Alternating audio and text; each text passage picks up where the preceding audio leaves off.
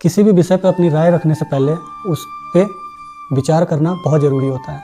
नमस्कार दोस्तों, मैं हूं अमित।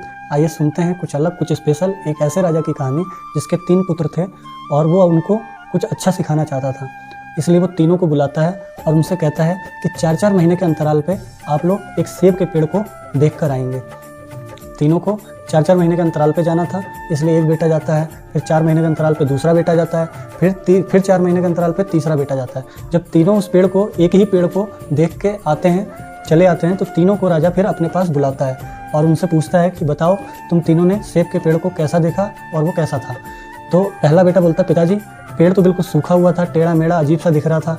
जब वो अपनी बात को कह ही रहा था तभी दूसरा बेटा तुरंत बोल पड़ता है, पिताजी श्री लग रहा है इसने कोई गलत पेड़ देख लिया, क्योंकि मैंने जो सेब का पेड़ देखा वो बिल्कुल हरा भरा था और लेकिन उसमें एक कमी यह थी कि उस पर फल नहीं लगे हुए थे। अभी ऐसा वो बोल रहा था, तब तक तीसरा बोल पड़ता है, पिताश्री लगता है ये दोनों ही गलत पेड़ को देख के आ गए हैं, क्योंकि मैंने जो सेब का पेड़ देखा है वो हरा भरा भी था और फल भी लगे हुए थे।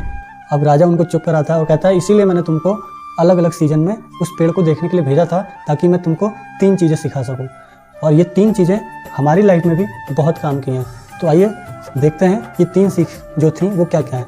तो इससे जो पहली सीख मिलती है वो ये थी कि किसी भी चीज़ को समझने के लिए हमको एक लंबे ऑब्जर्वेशन की ज़रूरत होती है।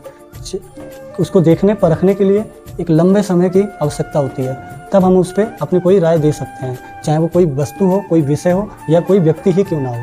और दूसरी सीख जो हमको इससे मिलती है वो ये है कि मौसम बदलते रहते हैं। एक मौसम ऐसा आता है कि पेड़ अपनी पत्तियां गिरा देता है और वो सूखा हुआ और टेढ़ा मेढ़ा बिल्कुल अजीब सा दिखाई पड़ता है। फिर एक मौसम ऐसा आता है कि हरा भरा हो जाता है पेड़, लेकिन उस पर फल नहीं होते हैं। और फिर एक मौसम ऐसा भी आता है कि पेड़ भी हरा भरा होता है और उस पर बहुत सारे फल भी लगे होते हैं।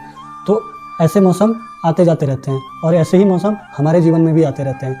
और यह है कि कभी अच्छा मौसम आता है, कभी बुरा मौसम आता है। तो जब हमारे लाइफ में भी कोई बुरा मौसम चल रहा होता है, यानी कि हमारी लाइफ टफ चल रही होती है, तो उस समय में हमें अपने आप को धैर्य देना चाहिए, साहस देना चाहिए कि अच्छा मौसम भी आएगा।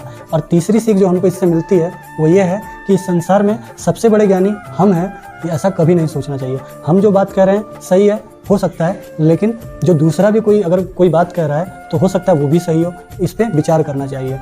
और इस संसार में इतना ज्ञान भरा हुआ है और वो सारा ज्ञान हम अर्जित कर लें, ये संभव ही नहीं है। इसलिए कभी मुश्किल समय में फंस जाएं तो हमको किसी दूसरे से सलाह लेने में हिचकना नहीं चाहिए।